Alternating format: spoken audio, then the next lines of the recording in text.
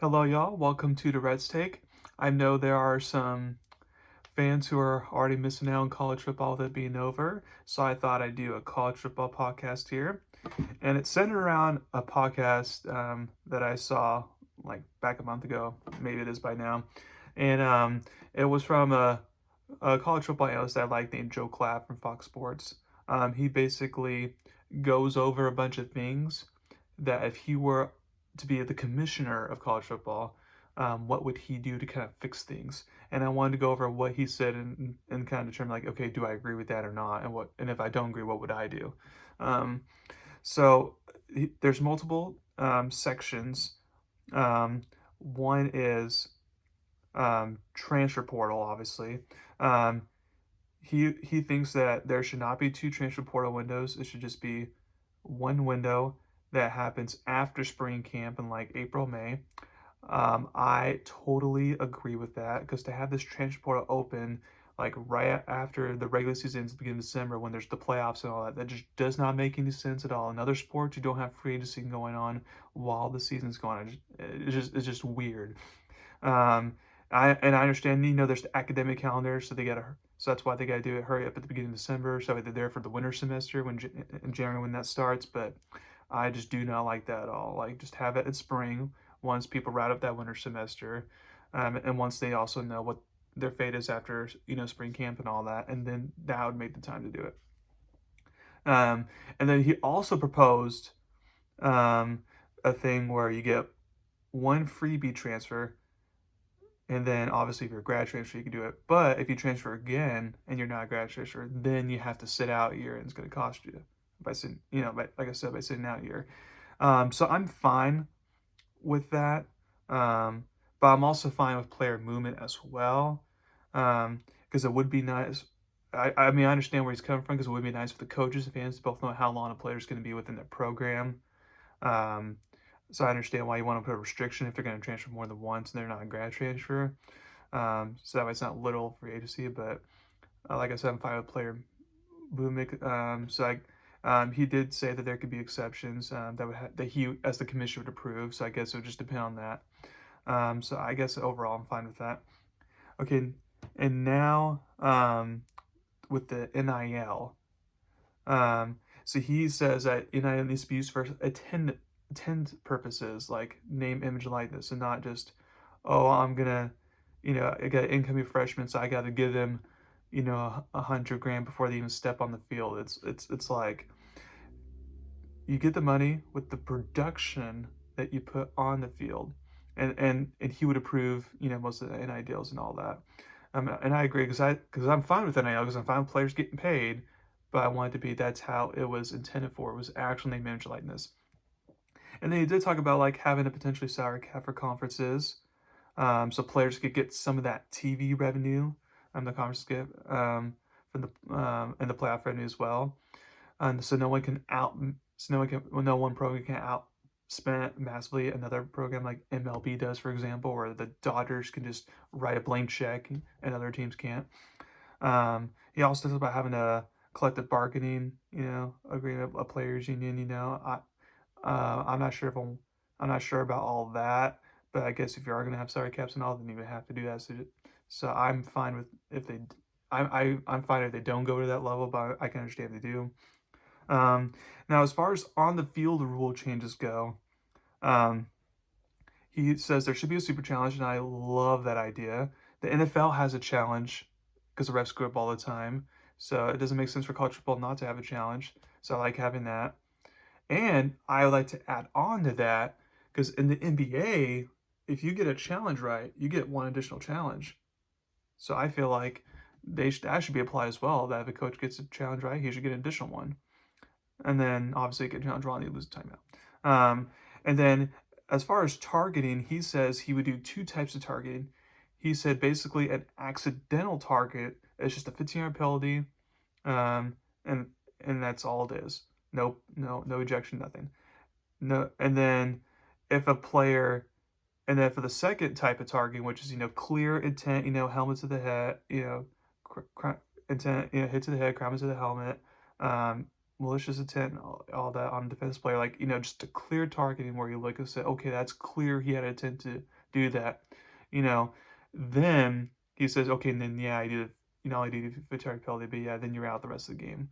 Um, and then he also said that replay officials need to provide evidence on why they went with targeting and why they didn't go with targeting. I completely agree with that because in the Arizona State-Texas game, there was a clear targeting there that they should have called in Texas that potentially would have had Arizona State winning regulation, but the refs said no targeting and they didn't explain why. So that I agree with that 100%. That he also said that the hash marks should be moved. I don't care about that at all. I'm fine either way. And then he says, um, also, as far as if you're a player that fumbles the ball, you know, in into the end zone, it goes out of bounds.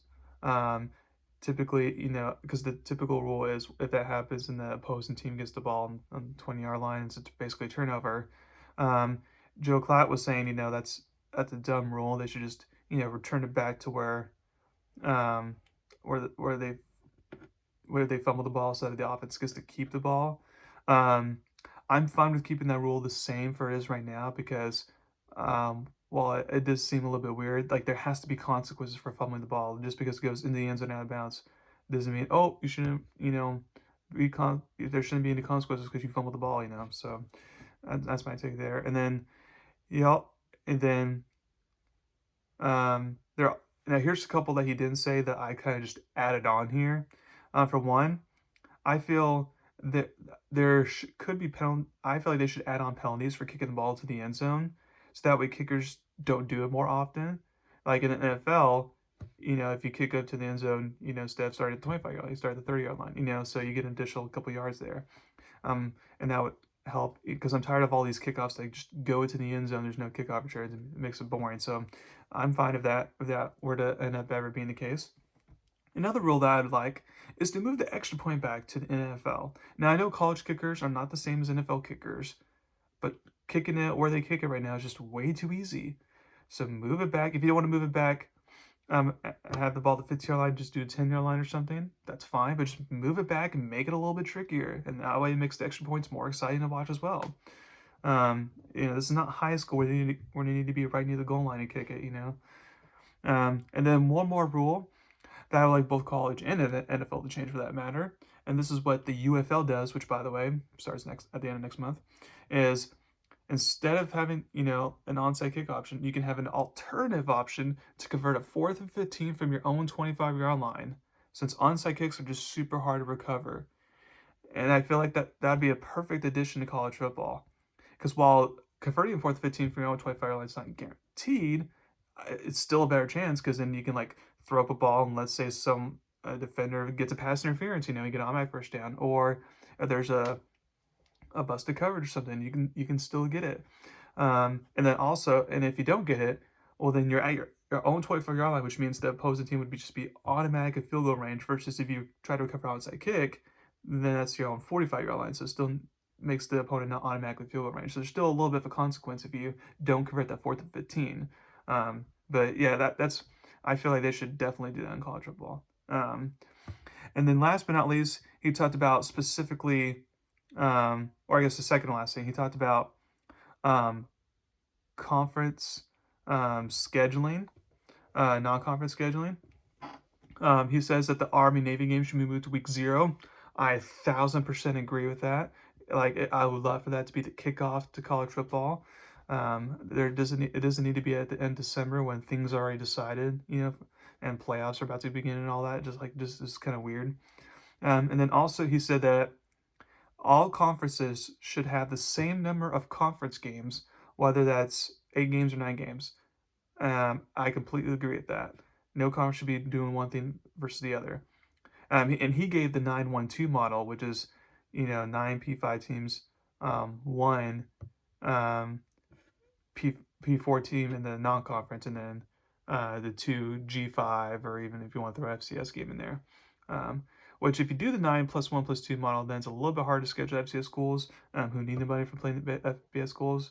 I know if you have 2 G5 teams instead of 1 G5, 1 FCS, it would recruit a little bit of quality games. So it'd be sad excluding them, but oh well. And then also he said that as far as determining, okay, well, who is the Power Four team that you're going to face in the non-conference? He says we should have a random lottery system to determine that. Um, so basically you divide teams into pods based on last year's results. So, for example, a number two, the second best SEC team is not going to face the ninth best ACC team non-conference. No one wants to see that. So it'd be like the second SEC team versus the second Big Ten team, something like that, you know. Um, so, for example, imagine you have Tennessee and place in out of Oregon or Miami at BYU. Like that'd be pretty cool, you know. Um, and then the format would also kind of force Notre Dame to join a conference, which I understand why they don't, you know, and what in our conference right now. Um, and then obviously, since all the conferences don't have the same number of teams, they don't have to join conference because they can just pair them up, match them up, you know, accordingly with the team that's left out, not paired up with another conference. Um, but I like the lottery system. You know, I feel like that's fair. And it takes out biasness in scheduling because it's literally just at random. So I like it in that regard because I'm tired of, um, you know, a team like Alabama facing, you know, let's say a Northwestern. Most years Northwestern is not that good, so that's not a good P4 versus P4 matchup there. Like you want to have good quality games. And then last but not least, he has solutions to fix the college football playoff format. Um, he says it should be a 14-team playoff. I would even be fine with a 16-team playoff in my opinion, but if you want to just focus on 14 because that's what the NFL is, you know, he says you have the SEC and Big Ten get 4 auto bids, the ACC Big 12 get 2, and the G5 gets 1, and then 1 at-large one, which basically goes to Notre Dame unless they're not good. Then it can go to someone else. But um, on the one hand, I don't like to just do automatic bids because then it feels restrictive. But on the same hand, based off this year, it's like ACC was lucky to get 2 teams in, and then the Big 12 was nowhere near to get 2 teams in like they should have been considered to get because the committee disrespected the Big 12 this year. So I feel like if this is the way to get, you know, an automatic 2 Big 12 and AC teams in every year, then fine, you know, because already they already had 4 AC teams in and 4 Big 12 teams in, you know, so, you know, it's just a matter of making it official now. And in the end, I'm fine with it. And then I don't agree with the winner of the SC Big Ten just getting an automatic bye, but again, with the committee bias, that's probably what's going to be anyways. Um, then he says that um, that if the auto bids happen, as I mentioned the case earlier, then he likes the idea of basically having qualifier games. Well, what is that? So basically, the number 3 team in the SEC host the number 6 team in the SEC. And same with the Big Ten. And then, you know, if let's say, and then the number 4 team versus number 5 team. So let's say the number 3 team, number 4 team win, then they get the last 2 spots of those 4 SEC bids or 4 Big Ten bids. And then if you're the Big 12 and ACC, then you have the number 1 team in the Big 12 versus the number 4 team in the Big 12, or number 2 team in the ACC versus number 3 team in the ACC. So that, and I actually like this mainly because the conferences are so big now and the schedules are uneven, and it's like if they're I just hate the tiebreaker scenarios to where if there's no head-to-head to compare it to, and then it's just kind of like, oh, based off teams, you know, winning record percentage against opponents. Like, well, sorry, you know, like they didn't create their own schedules, the conferences did. So like, for example, I felt like it should have been BYU Arizona State rematch in the Big 12 title game instead of Iowa State Arizona State, because we all saw what happened there and how dominant Arizona State was. BYU, as we saw, gave Arizona State a very tough game. So it's like, I felt like that, you know, this will help kind of settle, like, okay, if there's multiple like tiebreaker scenarios that need to happen, well, then likely they could just have a qualifier game and they can play their way into it. And obviously, like the number 3 team and the SEC would have the home game there versus number 6 team in the SEC and all that. And then that way in the SEC and Big Ten, you still have your championship games to determine, okay, who gets the automatic bye and then who gets who's in that first at-large bout, basically. And so like I said, I basically like that because, like I said, you know, tiebreakers are hard, and this will help kind of alleviate those concerns. And plus, you get extra home games and extra meaningful games, and that's cool. And it gives more teams chances to be alive towards the end of the season. Um, and then even though this first year the new 12-team playoff was rough, I do like home games in the first round. And then Joe Clapp saying, and I also have the second round games also at the home game sites. So for the top team, should not do too much traveling. I perfectly agree with that. And then the semifinals, you can have the major bowl games, or you can still have them, at the home sites if you want to be. And then he was saying to have the Rose Bowl game be the championship game every year. I like the randomness of each game, so that way, not everyone has to, for the East Coast teams, they don't have to travel to the West every single year for a championship game. But I can understand why he wants to have the Rose Bowl game be a championship game because it's a nice scenery place, very historic. And then he also says the title game should be on January 1st, like no more having championship games or playoff games going to January 20th to compete with the NFL, which I can understand. Um, um, and then that's it. So I basically agree with most of the things he said. I really like that qualifier games really piqued my interest. Obviously, I wish college football would have commissioner general. With the way they operate, I don't think they will. And if they do, I'll be happily, surprised. But until then, we just have to put up with all these different conferences making their own decisions. But on the bright side, it's still nice to have college football, in the way it is and how it is getting better. There's just still ways that need to improve, and we'll see if it happens or not. Well, thank you very much. This is my podcast today. Please go ahead and channel and about me. Thank you very much. You have a wonderful day.